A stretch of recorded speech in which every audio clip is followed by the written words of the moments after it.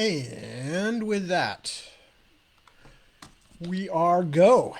We are go. Good evening, good morning, good afternoon, whatever part of the world you're in.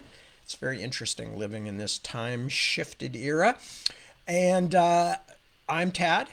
I'm going to be reading. But before I do that, I don't know. I thought I might just sit here for a few moments, just pondering like this. See me ponder? I'm pondering. What am I pondering? Just stuff.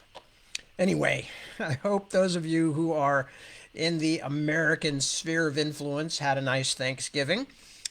We had to stay home this year because of some colds and things like that we didn't want to share with others. But despite that, and despite missing the chance to hang out with our family, which we always enjoy, we had a very nice, quiet family Thanksgiving at home. We all did different things, cooked, made stuff, ate together. It was great fun. So that all worked out. I hope the same is true for you. As to what else, I think I pretty much just put the last. As I was saying last night while I was doing the broadcast last night, or the reading, or whatever you want to call it, the self-indulgence, the broadcasted self-indulgence of last night. I was really ready to send off into the narrow dark, book 3 of the now 4 Last King of Ostenard series. And then I suddenly realized I needed an afterword, or I felt I needed an afterword. So that's what I was working on today. About 9 pages of written stuff, which I will edit tomorrow. And then I expect the whole thing will pass from my control, at least for a while, and go off to be copy edited, proofread, all that kind of stuff.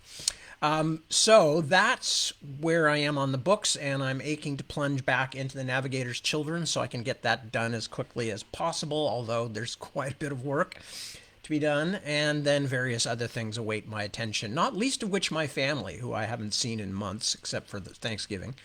I think I'm still married.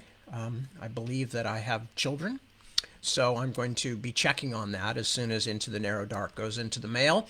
What else? No, I'm just kidding. I see my family all the time. We live in the same house. We can't go anywhere most of the time, or we don't go anywhere most of the time because we are more cautious than many other families, because we do have somebody. We do have somebody in the family who's particularly prone to respiratory illnesses, or particularly in danger of respiratory illnesses. I don't think they're any more prone than anybody else, but they're particularly at risk if they get one. So we kind of tend to stay hunkered down. And since that's what Deb and I tend to do anyway, because that's sort of how our work life is, it's not that big a drag on us. Although I have to admit, there are times when I would love to just be able to go like, hey, let's go for a car trip somewhere. We kind of missed that this summer. We didn't get our normal throw everybody in the car and go drive somewhere and do something stupid and expensive that would nevertheless entertain us. Which is too bad, because some of the nicest family trips I've had have come in the last couple of years from traveling with this expanded bunch that we now have.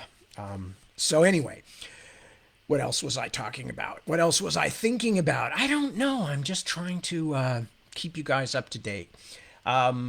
Everybody's fine. Nobody has caught anything other than mild cold, so we're all in good shape here. I hope the same is true for you. So I'm going to just say hello to the people who have signed in, and then I will start reading. I actually read a few extra minutes last night so I could finish a chapter and begin anew. So we have a nice clean beginning tonight. So I will see how much I can pack into tonight's reading as well. So who is here saying hello? Chris is. Hello, Chris. Good evening to you. Emily, hello. Yes, Pacific Tad time. That's because I cannot ever keep the differences between PDT, Pacific Daylight Time, and Pacific Standard Time separate, because my brain is small and it has a lot it has to hold on to. So anyway, but hey, it doesn't matter. It doesn't matter as long, because I'm always talking. So basically, if you just keep checking in on my websites or my various social media. There's a cat going past in the background. You will find me talking here at some point. So that's where we are. So anyway, I said hello to Chris. I said hello to Emily. Kenneth, hello. Good to see you. Becca, you too. A pleasure. Calvin, welcome aboard. Good to see you. Lalani, hello, hello. Mahmoud, you survived the evil eye from a group of elderly women that has visited your house. Ooh, that sounds quite chilling. Upside is also that a lot of pastries were made for them. Cared for some leftovers. God, yes. I mean, I wish there was a way to suddenly appear, or that we had proper, instantaneous transmission so that you could just send them to me. And I would send you back books and presents and things like that, because I love pastries. So, yes, Chris, I did have a very nice Thanksgiving, as I mentioned at the top. Claudia, hello, good to see you. And Carl, hello, hello. We did. We had a very nice week. Barb Ann, good evening and welcome. Mark, a pleasure to see you as always, sir. And Mahmoud says, don't worry, if you scratch your bottom, you're safe from the evil eye. I did not know that, but there's a great deal of bottom scratching that goes on around this household. So I am positive that there is a bubble of protection, if that is in fact true. Jared, hello, and thank you. I'm very glad you enjoyed Brothers of the Wind. Very kind of you to say so. Medardo, and good. I'm glad you enjoyed the voices. It's going to get weirder and weirder as the book goes on, because more and more characters get introduced. They're from all over the world. That was one of the things with Otherland that I really wanted to emphasize. I'll talk about that in just a second. So if you wait till I'm having to do like 9, 10, 12 accents all in a row and see if I can keep them straight. It'll be funny. I can't guarantee it'll be good, but it'll probably be funny. Kelly, hello. Did I not say hello to you? No, I said hello to Ken Kelly, and this is Kelly Kenrick. You guys just did this to confuse me, didn't you? Ray, hello. Greetings to you. Jason, hello, hello. Welcome aboard. And James D. Scott, bonjour les folks, bonjour le Tad. And oui, le Tad says bonjour. À toi aussi. And Rhonda, hello. Nice to see you. And John, well, I'm glad you dropped in even if you can't stay. Good thing to remember is these are all recorded, so you can always get to them at some later point. Kristen, hello. Good to see you too. And Jeremy. I know that was one of the saddest things of this week, that we lost Stephen Sondheim, who was truly a giant. Jeremy, like me, has an extensive theatrical background. And so those of us who have been doing musical theater on and off throughout our lives know how important Stephen Sondheim was.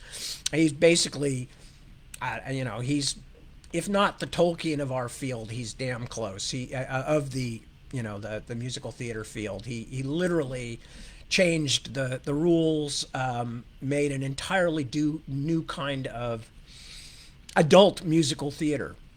The standard operating procedure, and basically cleared the way for all kinds of stuff. And in fact, last night I was sitting there and said, I want to watch some Sondheim. And the first thing I ran across was Into the Woods, the film version, which of course I've already seen, but I put it on and got about halfway through it. And again, just, marveling at what an incredibly talented person he was. He will be missed. I'm glad he had a good, long, healthy run. And I am glad that he was appreciated during his lifetime, unlike some other geniuses. So we can at least be grateful for that, although sad to lose an important figure.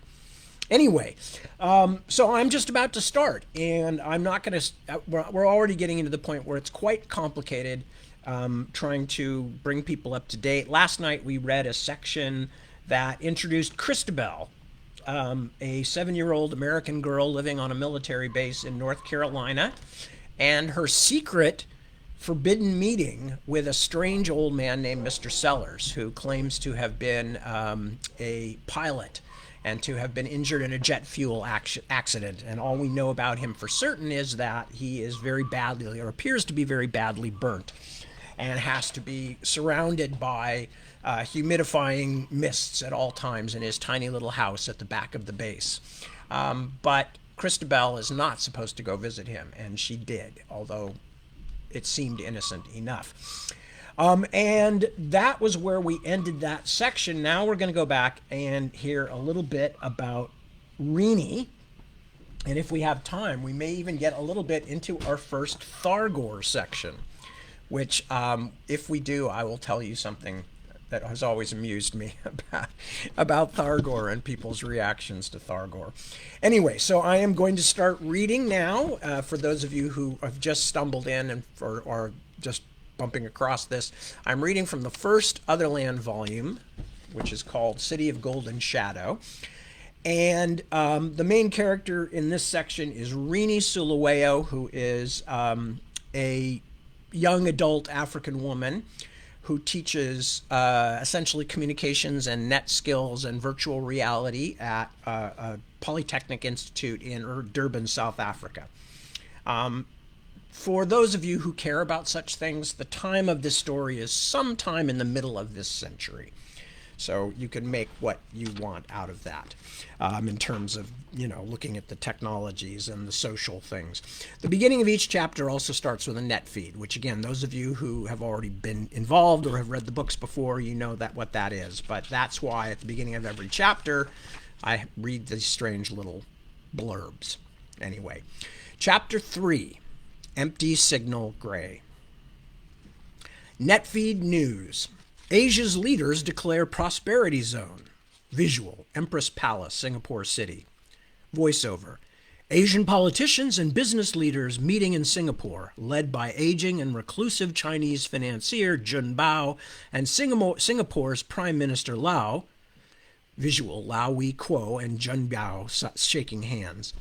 Agreed on a historical trade agreement which Jun calls a prosperity zone that would give Asia an unprecedented economic unity. Visual, Jun Bao, supported by aides at press lectern. Jun, the time has come. The future belongs to a united Asia. We are full of hope, but we know there is hard work ahead. It stretched before them from horizon to horizon, its millions of byways like scratches on glass under extreme magnification. But in every one of those scratches, lights flickered and minute objects moved. There cannot be any place so big. But it's not a place, remember. Not a real place. The whole thing is just electronic impulses on a chain of very powerful computers. It can be as big as the programmers can imagine. Kabu was silent for a long moment. They hung side by side, twin stars floating in an empty black sky, two angels gazing down from heaven at the immensity of humankind's commercial imagination. The girl arose, Kabu said at last. She put her hands into the wood ashes. What? It is a poem, or a story made by one of my people. The girl arose. She put her hands into the wood ashes. She threw the ashes up into the sky. She said to them, the wood ashes which are here, they must together become the Milky Way. They must lie white along the sky. He stopped as if embarrassed. It is something of my childhood. It is called the girl of the early race who made the stars. Being here, what you have done, they brought it back to me. Now Rini was embarrassed too, although she was not quite sure why. She flexed her fingers to take them instantly down to ground level. Lambda Mall, the main trade ground of the entire net, surrounded them completely. The mall was a nation-sized warren of simulated shopping districts, a continent of information with no shore. Millions of commercial nodes blinked, shimmied, rainbowed, and sang, doing their best to separate customers from credits.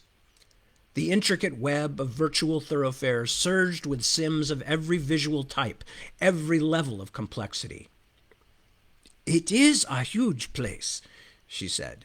But remember that most people never bother with the high-level overviews like the one we just had. They just travel directly to wherever it is they want to go. If you tried to visit every node on the net, or even just every node in this mall, well, it would be like trying to call every single address in the greater Beijing directory. Even all these, she indicated the crush of Sims moving around them in endless parade, are just a tiny fraction of the people who are using the mall right now. These are just the folk who want to have the visual experience of browsing and people watching. The visual experience? Kabu's gray simuloid swiveled to watch a flock of furries push through the crowd, cartoon voluptuous females with animal heads. Like you're doing now. There's plenty to see, but it's much faster just to go directly to what you want. When you're using the regular computer interface, do you read the name of every file in storage? Kabu was slow to respond. The furries had met a pair of snake-headed men and were going through an elaborate ritual greeting, which featured a great deal of sniffing. Go to what I want? I'll show you. Let's say we want to, I don't know, buy a new data pad. Well, if you know where the electronics district is, you could go there directly and then physically move around. People spend a lot of money trying to make their commercial nodes attractive, just like in the real world. But let's say you don't even know where the district is. He had turned to face her. His gray face with its vestigial features caused her a moment of anxiety. She missed his animation, his smile. This was like traveling with a scarecrow. Of course, she herself must not look any more pleasant. But it's true, he said. I do not know where the electronics district is. Right. Look, you've spent a lot of time in the past few weeks learning to find your way around the basic computer setup. The only difference here is that you're inside the computer, or apparently so. It is hard to remember that I have a real body, that it is back at the Polytechnic, that I am still in the Polytechnic. That's the magic. She made her voice smile since she couldn't do much with her face. Now, do a search. Kabu moved his fingers slowly. A glowing blue orb appeared in front of him. Good. Rini took a step closer. No one can see that but you and me. That's part of our interaction with our own computer at the Poly. But we are going to use our computer to access the mall's service directory. She showed him the procedure. Go ahead and bring up the list. You can do voice commands too, either offline where no one will hear them but you, or online. If you keep an eye open here in the mall, you'll see lots of people talking to themselves. They might just be crazy. There are more than a few. But they may also be talking to their own systems and not bothering to keep it private. The orb spat out a list of services, which hovered in midair as lines of fiery blue letters. Rini adjusted the list to sunset red, more readable against the background, then pointed at those listed under electronics. There you go. Personal access devices. Click it. The world immediately changed. The open spaces of the mall's public area were replaced by a long, wide street. The simulated buildings on either side loomed high into the false sky, each one a riot of color and movement, the outside displays as colorful and competitive as tropical flowers. And we are the bees, she thought to herself, with pollen credits to spread around. Welcome to the information jungle. She rather liked the metaphor. Maybe she would use it in one of her lectures. Now, she said aloud, if you had found a particular store in the services directory, we could have beamed straight there. Beamed? Kabu's head was tipped back on his simulated neck. It reminded her of how amazed she'd been by the displays when she had first traveled on the net. It used to be an old science fiction term, I think. Kind of a net joke. It just means to travel directly, instead of going the long way round. RL style. RL means real life, remember? Kabu seemed very quiet and withdrawn. Rini wondered if she'd shown him enough for a first visit. It was hard to know what an adult mind would make of all this. Everyone she knew had started net riding in childhood. Do you want to go on with our simulated shopping trip? Kabu turned. Of course. Please, this is all so astonishing. She smiled to herself. Good.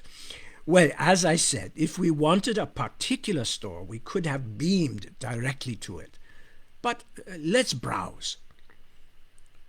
Rini had been a professional for so long that the thrill of what was possible had worn off. Like her little brother, she had discovered the net at much the same time as she discovered the real world, and learned her way around both long before adolescence. Stephen was still interested in net for net's sake, but Rini was well past the sense of wonder stage. She didn't even like shopping, and whenever possible just reordered from an existing account. Kabu, however, was a child in these virtual realms, but a man-child, she reminded herself, with a sophisticated and adult sensibility, however primitive her city-dweller prejudices made his background seem. So it was both refreshing and a little horrifying to accompany him on this maiden voyage. No, more than just a little horrifying. Seeing it through his eyes, Lambda Mall seemed so huge and loud, so vulgar. Kabu stopped in front of one store's outside displays and gestured to see the full advertisement. Rini didn't bother. Although his sim was standing motionless before the shop's coruscating facade, she knew that he was currently in the middle of a family melodrama in which the crusty but benign father was slowly being brought around to the joys of purchasing a Crittapong home entertainment unit with multiple access features. She watched the bushman's small sim speaking and reacting to invisible presences, and again felt a slightly shamed responsibility. After a few minutes, Kabu shook himself all over like a wet dog and stepped away. Did a tight-fisted but basically kindly dad see the error of his ways? She asked. Who were those people? Not people. On the net, real people are called citizens. Those were puppets, constructs which look like people, invented things, just like the stores here and even the mall itself. Not real, but they talked to me, answered questions. Just a slightly more expensive form of advertising. And they aren't as smart as they act. Go back and ask Mom about the Soweto uprising or the second Ingosani administration. She'll just tell you all over again about the joys of retinal display. Kabu thought this over. They are like ghosts, then? Things with no souls? Rini shook her head. No souls, that's true. But ghost means something else on the net. I'll tell you about it one day. They continued along the street, floating forward at walking speed, a comfortable pace for browsing. How can you tell the difference, Kabu asked, between citizens and puppets? You can't always. If you want to know, you ask. By law, we all have to respond. Constructs, too. And we all have to tell the truth, although I'm sure that law gets broken often enough. I find that thought upsetting. It takes some getting used to. Well, we're pretending to shop, so let's go on in. Unless something in the advertising offended you. No, it was interesting. I think Dad should get more exercise. He has an unhealthy face. Rini laughed as they stepped through into the store. Kabu gaped. But it is just a tiny space seen from outside. Is this more visual magic? You must remember, none of this is real in the normal sense. Frontage space on the mall is expensive, so the exterior displays tend to be small, but the commercial node itself isn't behind it as it would be in a real market. We've just moved into another location on the information network, which could be right next to the Polytechnic's janitorial services, or a children's adventure game, or the banking records for an insurance company. They looked across the large and expensive-looking shop. Quiet music was playing, which Rini promptly blocked.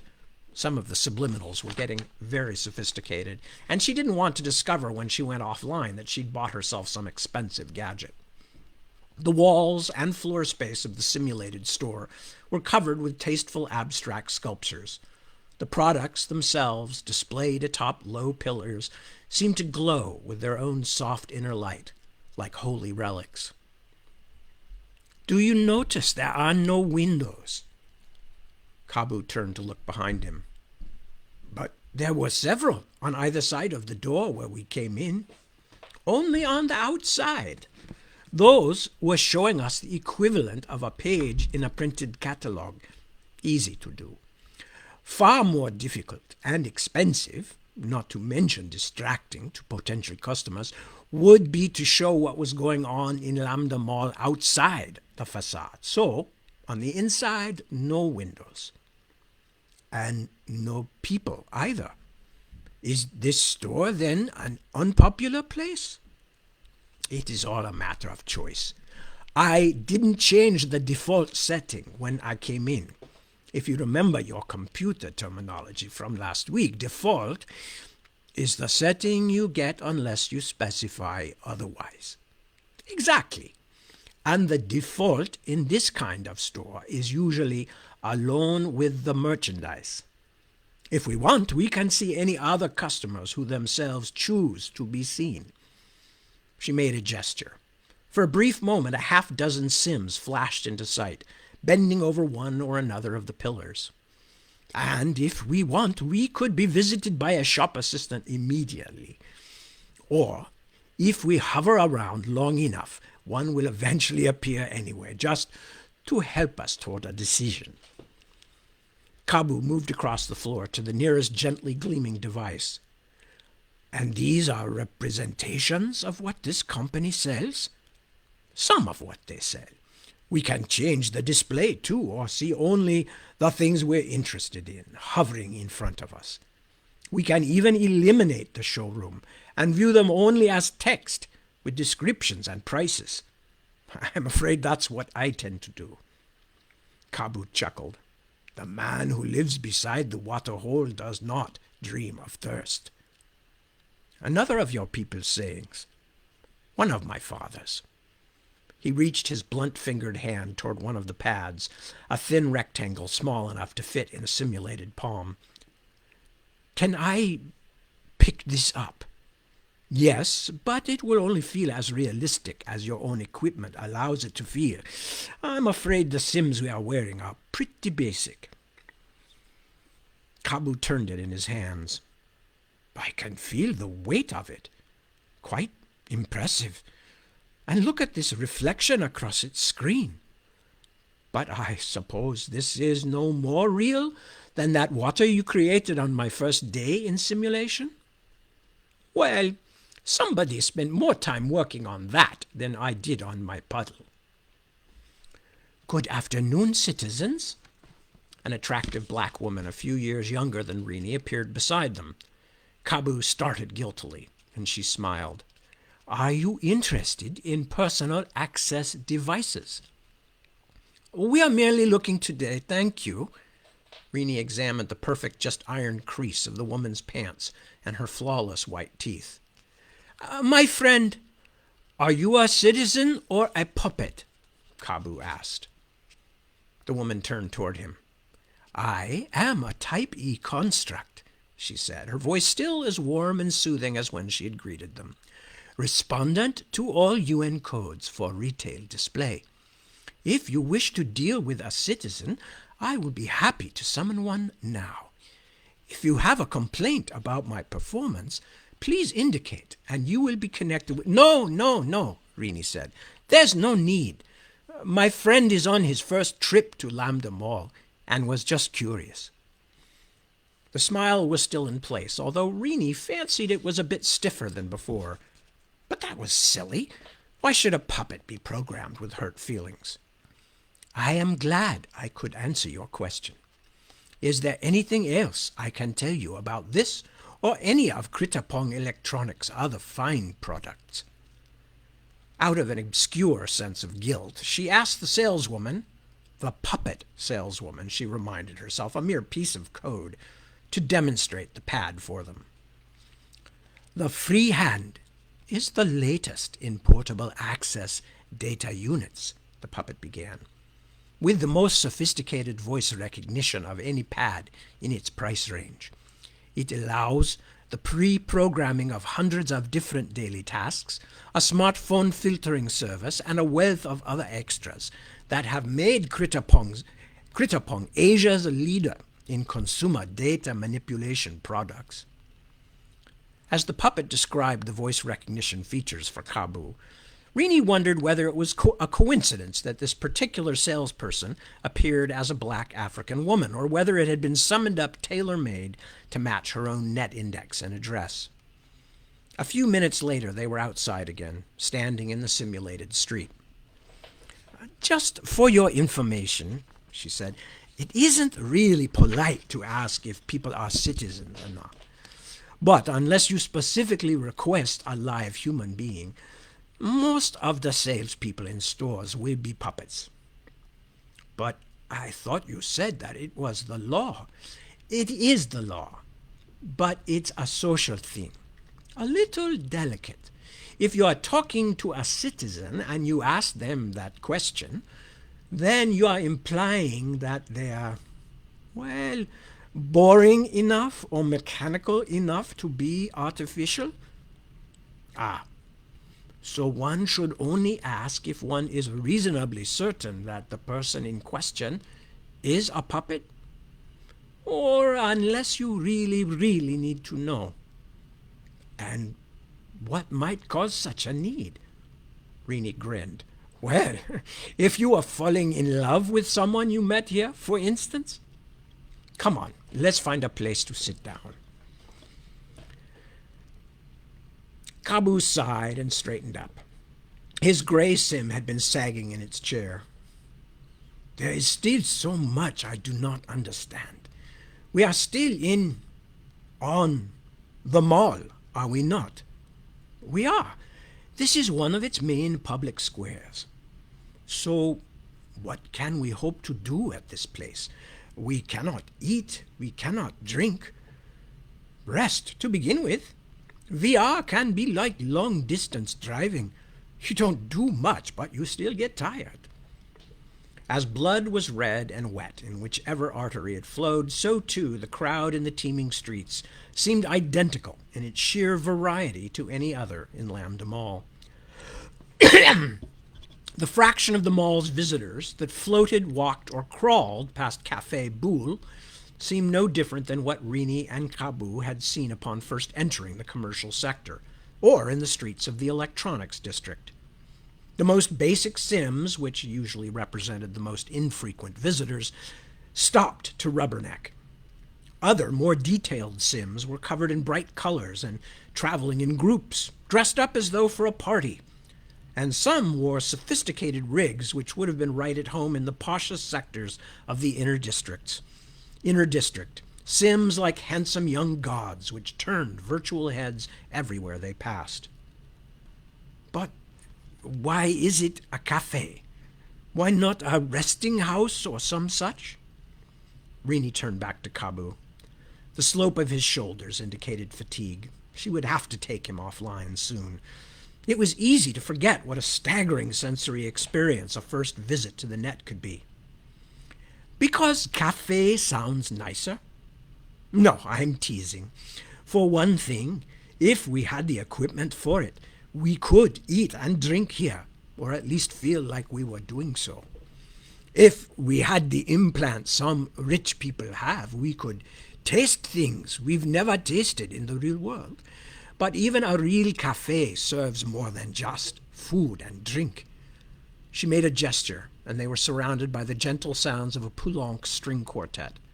The noise of the street dropped to a low murmur in the background. "We are essentially renting a place where we can be. Somewhere we can stop and think and talk and admire the parade without obstructing a public thoroughfare. And unlike a real restaurant, once you've paid for your table, your waiter is always available, but only when you want him." Kabu settled back. It would be nice to have a beer. When we go offline, I promise, to celebrate your first day on the net. Her companion watched the street life for a while, then turned to survey the Café Boule itself. The striped awnings fluttered, though there was no wind. Waiters and waitresses in clean white aprons strode among the tables, balancing trays stacked improbably high with glasses, although very few of the customers seemed to have any glassware in front of them. This is a nice place, Ms. Sulaweo. Rini, please. Very well. This is a nice place, Rini. But why are so many tables empty? If it is as inexpensive as you said. Not everyone here chooses to be seen, although they cannot simply be invisible without some indication. She pointed to a perfect but deserted simulation of a black cast-iron table with a vase of exquisite daisies in the center of the white tablecloth. Do you see the flowers?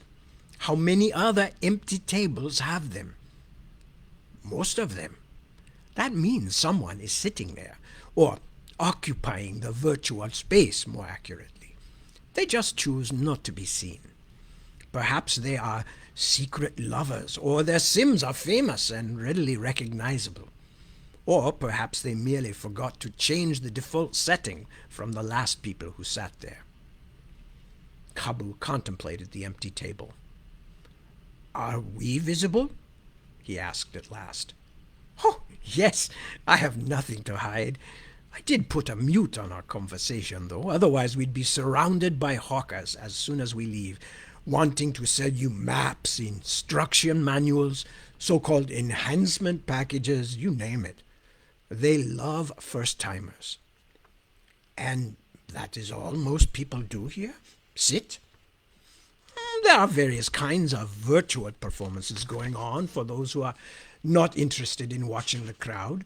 Dancing, object creation, comedy. I just haven't requested access to any of them. Do you want to see one? No, thank you, Rini. The quiet is very nice. The quiet lasted only a few more moments. A loud detonation made Rini shout in surprise.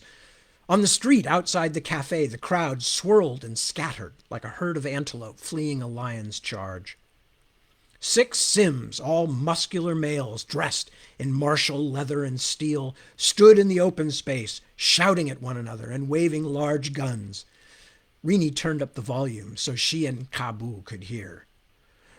"We told you to stay off Engelbart Street," one of them bellowed in the flat tones of American English, lowering his machine gun so that it jutted from his waist like a black metal phallus. "The day we listen to barkies is the day pigs fly," another shouted back. "Go on back to your hell box, little boy." An expanding star of fire leaped from the muzzle of the first man's gun.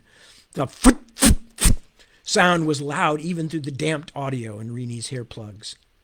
The one who had been told to stay off Engelbart Street was instead abruptly spread all over the thoroughfare in question, bright blood and intestines and bits of meat flung everywhere.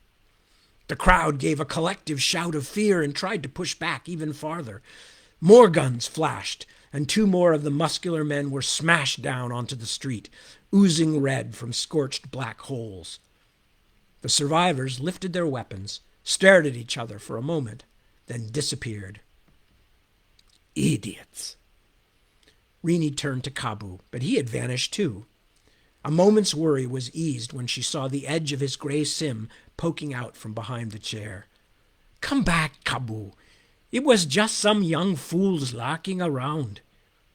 "He shot that man." Kabu crept back into his seat, looking warily at the crowd, which had rolled back over the spot like an incoming tide. "Simulation. Remember, nobody really shot anybody. But they're not allowed to do that in public areas. Probably a bunch of school kids." For a worried moment she thought of Stephen, but such tricks were not his style. She also doubted that he and his friends could get access to such high-quality Sims. Rich punks, that was what these had been. And they may lose their access privileges if they get caught. It was all false then. All false. Just a bunch of net boys on the prank. This is a strange world indeed, Rini. I think I am ready to go back now. She had been right. She had let him stay too long. Not back, she said gently. Offline. Things like that will help you remember this isn't a real place. Offline, then. Right. She moved her hand, and it was so. The beer was cold. Kabu was tired, but happy, and Rini was just beginning to unwind when she noticed that her pad was blinking. She considered ignoring it.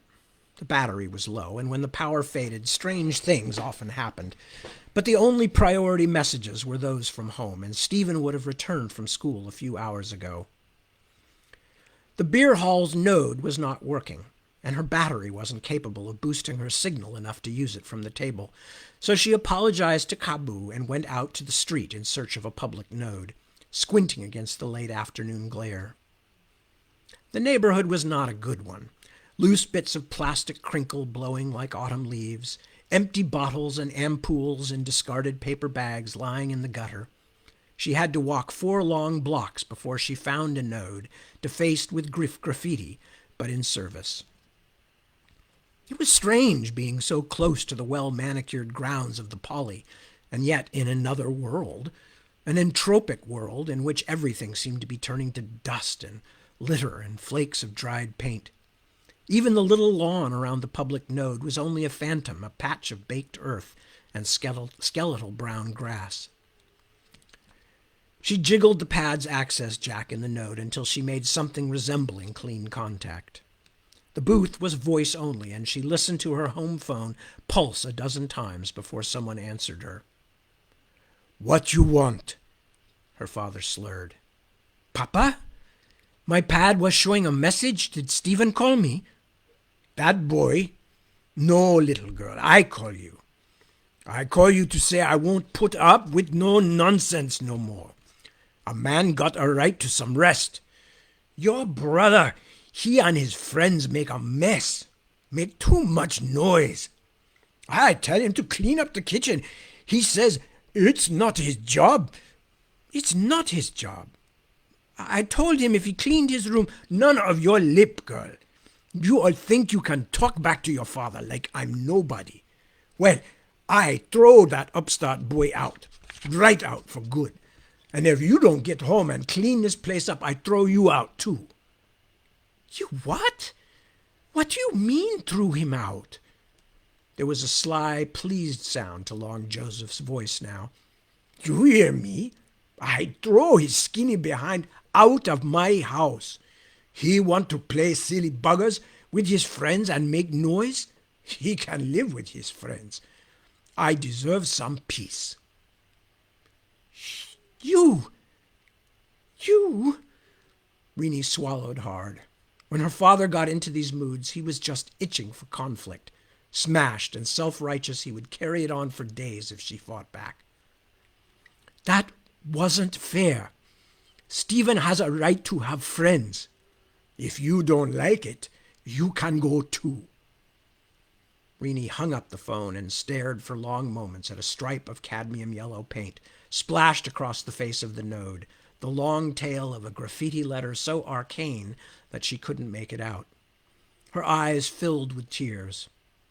There were times she understood the violent impulses that made net boys blow each other to shreds with make-believe guns. Sometimes she even understood people who used real guns. Her jack stuck in the public node when she pulled it out. She stared at the snapped wire for a moment, swore, then threw it down on the ground where it lay like a tiny, stunned snake. "He's only 11. You can't throw him out for making noise. Anyway, he has to live here by law." "Oh, you going to call the law on me, girl?" Long Joseph's undershirt was stained at the armpits.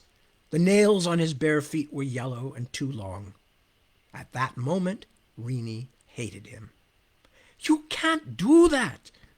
"You go too. Go on.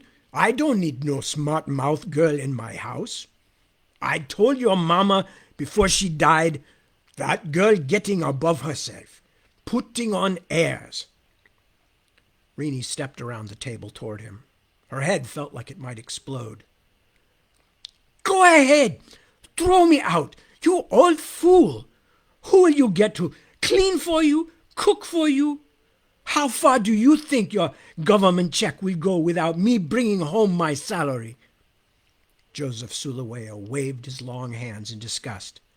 Talk that shit to me. Who brought you into this world? Who put you through that Africana school so you could learn that computer nonsense? I put myself through that school.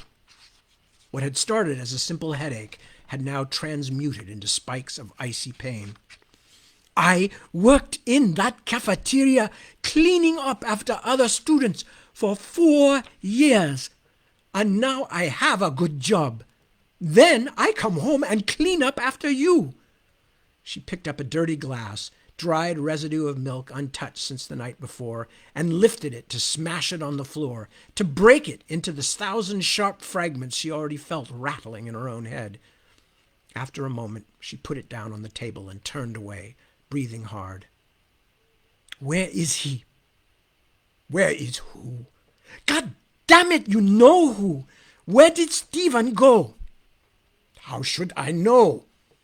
Long Joseph was rooting around in the cupboard, looking for the bottle of cheap wine he had finished 2 nights ago. He go off with his damn friend, that Eddie. What you do with my wine girl? Renee turned and went into her room, slamming the door shut behind her. It was impossible to talk with him. Why did she even try? The picture on her desk showed him over 20 years younger, tall and dark and handsome. Her mother stood beside him in a strapless dress, shielding her eyes from the Margate summer sun. And Renee herself, aged 3 or 4, was nestled in the crook of her father's arm, wearing a ridiculous bonnet that made her head look as big as her entire body. One small hand had wrapped itself in her father's tropical shirt, as if seeking an anchor against the strong currents of life. Renee scowled and blinked back tears. It did no good to look at that picture. Both of those people were dead, or as good as dead. It was a dreadful thought, but no less true for its horror. She found a last spare battery in the back of her drawer, slotted it into the pad, and phoned Eddie's house. Eddie answered. Renee was not surprised. Eddie's mother, Mutsi, spent more time out drinking with her friends than home with her children. That was one of the reasons Eddie got into trouble. And though he was a pretty good kid, it was one of the reasons Renee was not comfortable with Stephen staying there. God, look at yourself, girl, she thought as she waited for Eddie to fetch her brother. You're turning into an old woman, disapproving of everyone. Renee? Yes, Stephen, it's me. Are you okay? He didn't hit you or anything, did he? No, that old drunk couldn't catch me. Despite her own anger, she felt a moment of fright hearing him talk about their father that way. Listen, is it all right for you to stay there tonight, just till Papa calms down? Let me talk to Eddie's mother. She's not here, but she said it was okay. Renee frowned. Ask her to call me anyway. I want to talk to her about something. Stephen, don't hang up. I'm here. He was sullen. What about Soki? You never told me if he came back to school after you 3 got in that trouble. Stephen hesitated. He was sick. I know. But did he come back to school? No. His mama and dad moved into Durban. I think they're living with Soki's aunt or something. She tapped her fingers on the pad, then realized she had almost cut the connection. Stephen, put the picture on, please. It's broken. Eddie's little sister knocked over the station. Renee wondered if that was really true or if Stephen and his friend were into some mischief they didn't want her to see. She sighed. It was 40 minutes to Eddie's flat block by bus, and she was exhausted. There was nothing she could do. You phone me at work tomorrow when you get home from school. When's Eddie's mama coming back? Soon. And what are the two of you going to do tonight until she gets back? Nothing. There was definitely a defensive note in his voice. Just do some net. Football match, maybe? Stephen, she began, then stopped. She didn't like the interrogatory tone of her own voice. How could he learn to stand on his own 2 feet if she treated him like he was a baby? His own father had wrongfully accused him of something just hours earlier, then thrown him out of his home. Stephen, I trust you. You call me tomorrow. Here? Okay. The phone clicked, and he was gone. Renee plumped up her pillow and sat back on her bed, trying to find a comfortable position for her aching head and neck. She had planned to read an article in a specialist magazine tonight, the kind of thing she wanted to have under her belt when career review time came around, but she was too drained to do anything much. Wave some frozen food and then watch the news. Try not to lay awake for hours, worrying. Another evening shot to hell. You seem upset, Ms. Sulaweo. Is there anything I can do to help you? She took an angry breath. My name's Renee. I wish you'd start calling me that, Kabu. You made me feel like a grandmother. I am sorry. I meant no offense. His slender face was unusually solemn. He lifted his tie and scrutinized the pattern. Renee wiped the screen, blotting out the schematic she had been laboring over for the last half hour. She took out a cigarette and pulled the tab. No. I'm sorry. I had no right to take I apologize. She leaned forward, staring at the sky blue of the empty screen as the smoke drifted in front of it. You've never told me anything about your family. Well, not much. She felt him looking at her. When she met it, his gaze was uncomfortably sharp, as though he had extrapolated from her question about his family to her own troubles. It never paid to underestimate Kabu. He had already moved past the basics of computing and was beginning to explore areas that gave her other adult students fits. He would be constructing programmer-level code soon, all this in a matter of a few months. If he was studying at night to make such a pace, he must be going out without sleep altogether. My family? He asked. That means a different thing where I come from. My family is very large, but I assume you mean my mother and father? And sisters and brothers? I have no brothers, although I have several male cousins. I have 2 younger sisters, both of whom are still living with my people. My mother is living there too, although she has not been well. His expression, or the lack of it, suggested that his mother's illness was nothing small. My father died many years ago. I'm sorry. What did he die of, if you don't mind talking about it? His heart stopped. He said it simply, but Renee wondered at the stiffness of his tone. Kabu was often formal, but seldom anything but open in his conversation.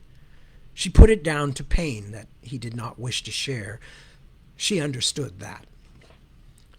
What was it like for you growing up? It must have been very different from what I knew. His smile came back, but only a small one. I am not so certain of that, Renee. In the Delta, we lived mostly outdoors, and that is very different, of course, from living beneath a city roof. Some nights since I came here, I still have trouble sleeping, you know. I go outside and sleep in the garden, just so I can feel the wind, see the stars. My landlady thinks I am very strange." He laughed, his eyes almost closed. "But other than that, it seems to me that all childhoods must be much alike. I played. I asked questions about the things around me. Sometimes I did what I should not and was punished. I saw my parents go to work each day, and when I was old enough, I was put to school." "School? In the Okavango swamps?" "Not the sort you know, Rini, not with an electronic wall and VR headsets. Indoor school was much later for me. I was taken by my mother and her relatives and taught the things I should know. I never said that our childhoods were identical, only much alike. When I was first punished for doing something I should not have, it was for straying too near the river. My mother was afraid that crocodiles might take me. I imagine that your first punishments were incurred for something different." "You're right, but we didn't have any electronic walls in my school.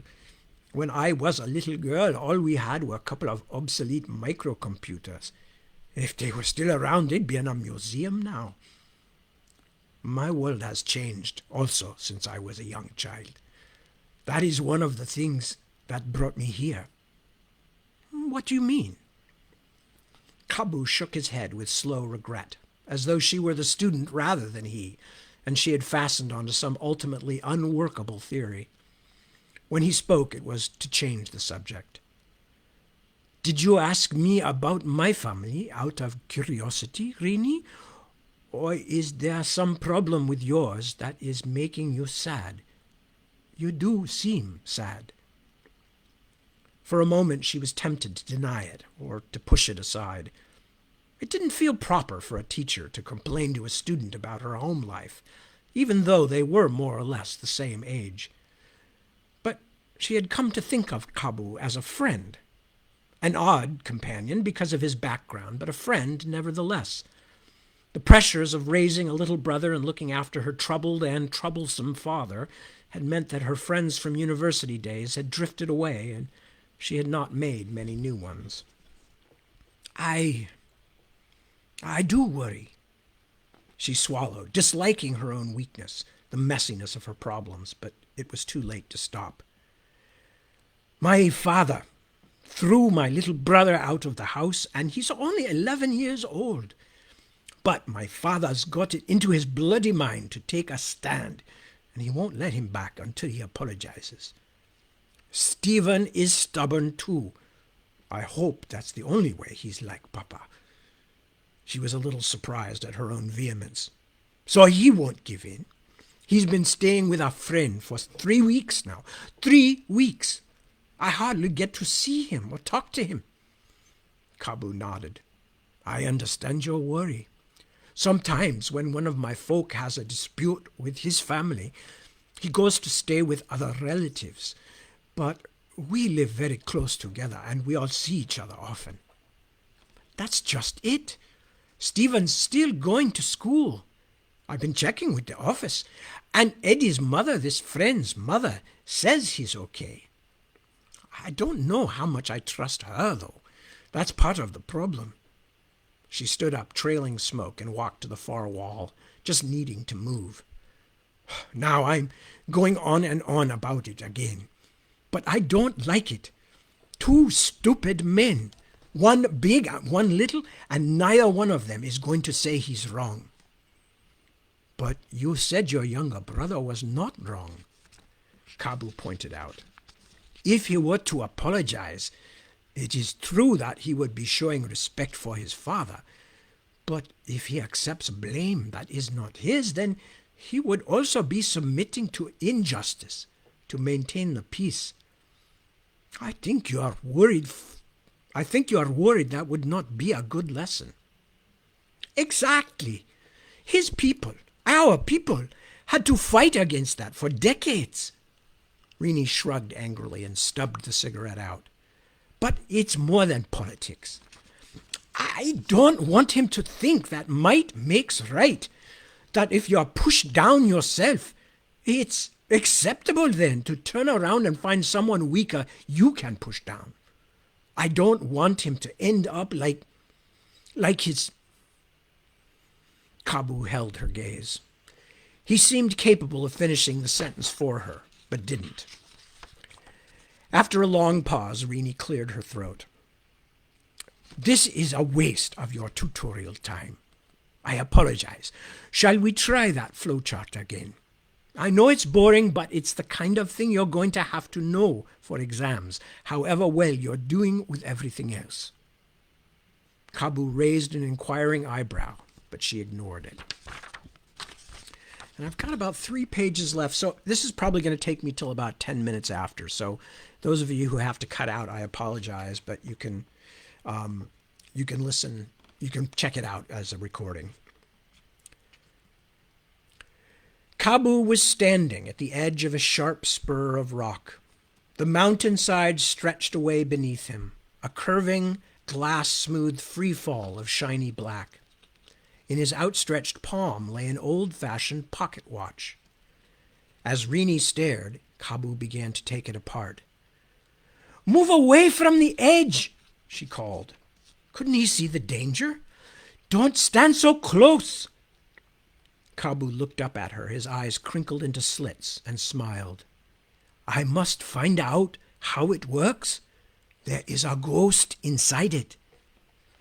Before she could warn him again, he jerked, then held his hand up wonderingly like a child. A drop of blood, round as a gem, became liquid and flowed down his palm. "It bit me," he said. He took a step backward, then toppled over the precipice. Rini found herself staring down from the edge. Kabu had vanished. She searched the depths, but could see nothing but mists and long-winged white birds who circled slowly and made mournful sounds. "Tufeep, tufeep, tufeep, tufeep." She surfaced from her dream, her heart still pounding. Her pad was beeping at her, quiet but insistent. She fumbled for it on the night table. The digital numbers read 2:27 a.m. "Answer!" She flicked the screen upright. It took her a moment to recognize Stephen's friend Eddie. He was crying, his tears a silver track on his blue-lit face. Her heart went cold inside her chest. "Rini? Where's Stephen?" He's sick, Rini. I don't know. What do you mean sick? Where's your mama? Let me talk to her." "She's not here. For God's sake. How is he sick? Eddie, answer me." "He won't wake up. I don't know, Rini. He's sick." Her hands were shaking. "Are you sure he's not just sleeping very deeply?" Eddie shook his head, confused and frightened. I got up. He's just lying there on the floor." "Cover him with something. A blanket. I'll be right there. Tell your mother when she... Oh, shit. Never mind. I'll be right there." She phoned for an ambulance, gave them Eddie's address, then called a cab. While she waited, fever-chilled with worry, she scrabbled in her desk drawers for coins to make sure she had enough cash. Long Joseph had burned out their credit with the cab company months ago. Except for a few dimly lit windows, there was no sign of life outside Eddie's flat block. No ambulance, no police. A sliver of anger pierced Rini's fear.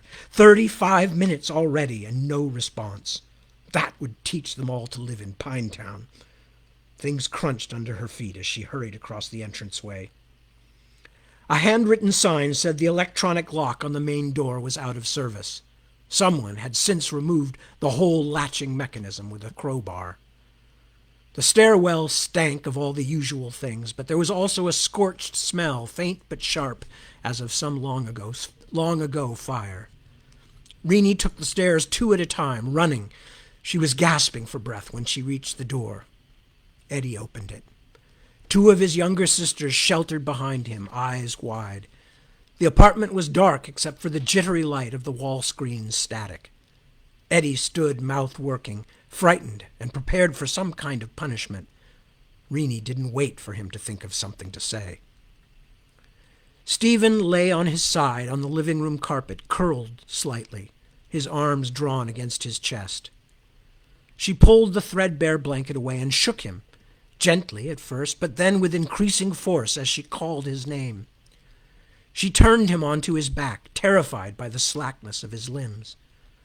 Her hands moved from his narrow chest to the artery beneath his jaw. He was breathing, but slowly, and his heartbeat also seemed strong but measured. She had been forced to take a first aid course as part of her teaching certificate, but could remember little beyond keeping the victim warm and administering mouth to mouth. Stephen didn't need that, at least not as far as she could tell. She lifted him and held him tight, trying to give him something, anything, that might bring him back. He seemed small but heavy. It had been some time since he had let her clutch him this uninhibitedly. The strangeness of his weight in her arms made her feel suddenly cold all over.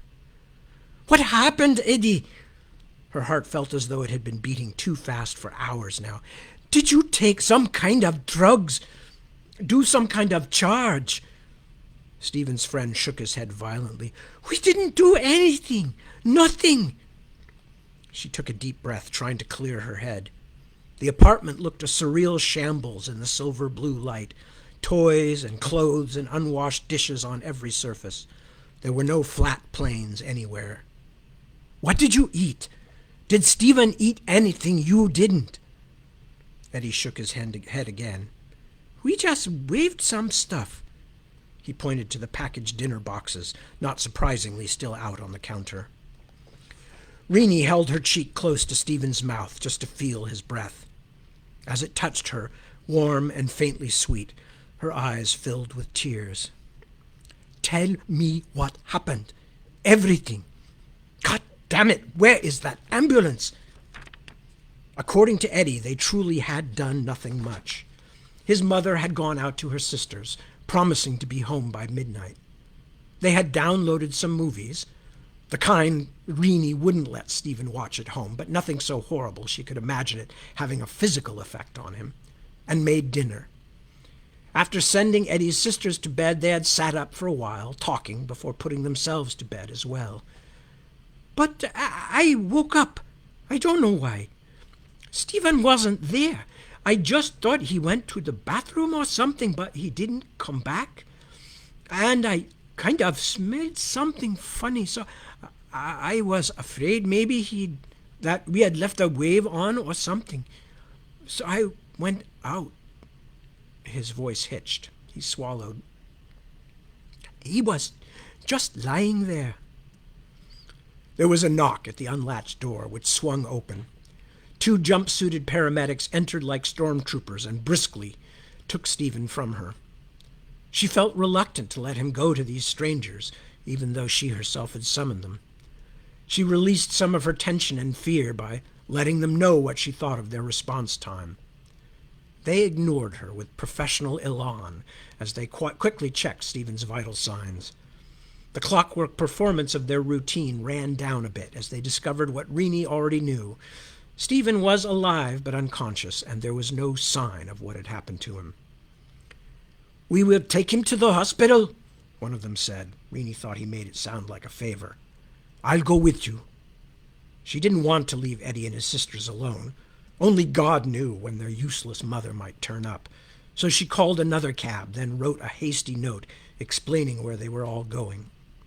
Since the local cab company was unfamiliar with her father, she was able to use a card. As the paramedics loaded Stephen's gurney into the white van, she squeezed her brother's small, unmoving hand and leaned to kiss his cheek. It was still warm, which was reassuring, but his eyes were rolled up beneath his lids like those of a hanged man she had seen once in a history lesson. All she could see of them by the dim streetlights were two slivers of gray, screens showing an empty signal. Pretty good guess. Just turned 8:10. All right, so that is where I am leaving it for the night. thank you so much for bearing with me and running overboard just a tiny bit. And so I will make just a quick goodbye to say once again, as I always do, thank you so much for joining me. I will be back next Sunday, 1 a.m. in the morning, my time, which is, well, it's Pacific TAD time. We know that, but I think it's Pacific Standard Time. So please come and join me then if you can, or if not, at this time slot, 7 p.m. on Sunday, also Pacific TAD time. And I will see you all at that point, one way or the other. So again, thank you. Take good care of yourselves, your loved ones, your friends and neighbors, and I will talk to you very soon. Peace. Whoop. There it is. Peace. Good cess to you, and have a good night.